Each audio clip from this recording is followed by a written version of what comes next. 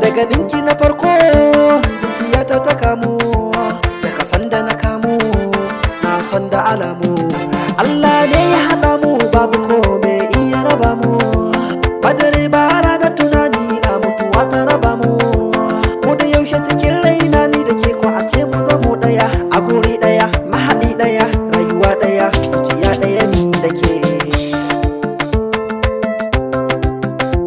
Kin zama haɗin jini na san ki ya shiga zuciya, kyakkyawa marubuciya mai kyau da ado na idaniya. Da kasan da na ganki bana iya barci dare rana har safiya. So mahaɗin jini mai sa kuka wani dariya, a hakan ke sa wani damuwa wani kofin ba lafiya. A san ki bana iya juriya da mun zamto ko jini ɗaya, uwa ɗaya masu kama ɗaya, dangi ɗaya, biki ɗaya nan rike. Da kasan da na ganki na ji sanki a raina, na yi alkawari na yarda da ke ni da ke zan zauna.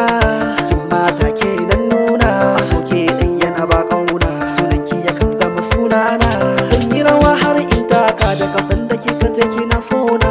Za na kira ki da hobbi na ma'adin dukkanin wani sirri na. A soyayya ɗaya ke na gano, daɗi na fara mahaɗin nono. Ban fata gida sai dai kwano, tunani na daga kin sace komai zan yi dole sai da ke.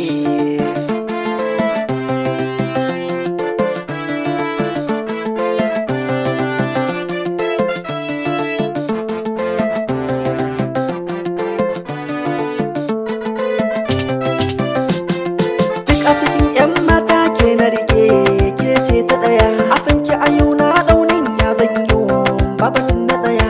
Alƙalami ina ɗauka zan yi rubutu da kake na tsaya.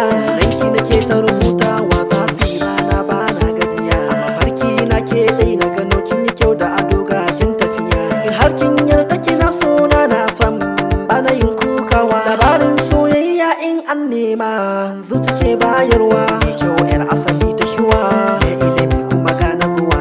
Komai in kika ce zan yi a cikin raina ɗaya nike nan rike.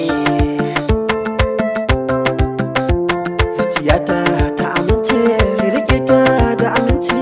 Da kake na huta takaici, ba ni barin wata 'ya mata ke ɗaya ce a cikin rai kwance. Aminta ki yarda da ni ɗaya ne naki, abadan mu kasance. Kasan da na ganki ba na iya yin komai, zuciya kin sace. A so ni da ke kin ga min dace, da na wata ya zan yi rance. Sabin ki garan alkhairi ce, ba ni barin ki in har kin yarda da ni, saki za na rike.